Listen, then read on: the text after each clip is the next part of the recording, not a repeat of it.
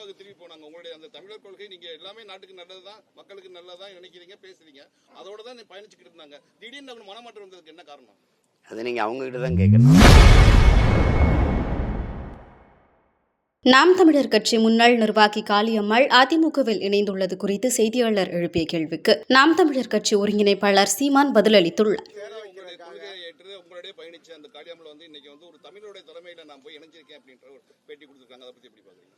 அது நம்ம தங்கச்சி, நம்ம வளர்த்த பிள்ளை, நம்ம தங்கச்சி நல்லா வரணும்னு தான் நம்ம கொண்டு வந்தோம். என் தங்கச்சி எங்க இருந்தாலும் நல்லா இருக்கும், நல்லா இருக்கணும். அது எங்களுடைய வாழ்த்துக்கள். என்னோட தங்கைக்கு வாழ்த்து. நாம் தமிழர் அப்படின்ற இயக்கத்துல தான் உங்களுடைய அந்த கொள்கையை பிடிச்சுதான் உங்களோட கூட நான் பயணிச்சேன். இல்ல, அதுவே சொல்லுது பாருங்க. இல்ல நீங்க தவறா சொல்றீங்க. என் தங்கச்சியே சொல்லுது பாருங்க பேட்டின. நான் என்னோட சேர்றதுக்கு முன்னாடி 2010 அதிமுகல மகளிர் பொறுப்புல இருந்தேன்னு சொல்லுது. அப்ப அங்க இருந்துதான் எங்க கிட்ட வந்திருக்கு.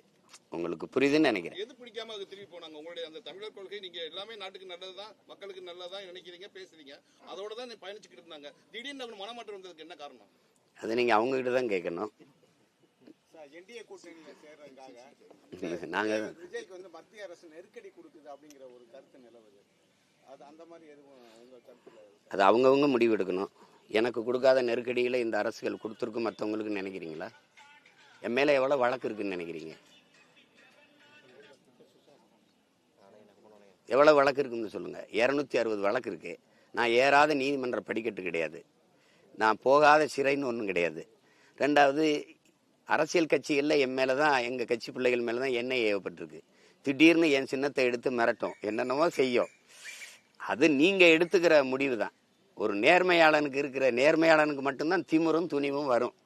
நம்ம இருந்தோம்னா எதுக்கும் பயப்பட வேண்டியதில்லை. என்ன வேணாலும் பண்ணு பார்ப்போம், அவ்வளோதானே. சிறையில் போடுவா, தூக்கில் போட முடியாதுல்ல. அதுக்கு பயப்படாமல் இருக்கணும். மிரட்டுது செய்திகளை உள்ளது உள்ளபடி தெரிந்து கொள்ள ரெஃப்ளெக்ட் நியூஸை சப்ஸ்கிரைப் பண்ணுங்க.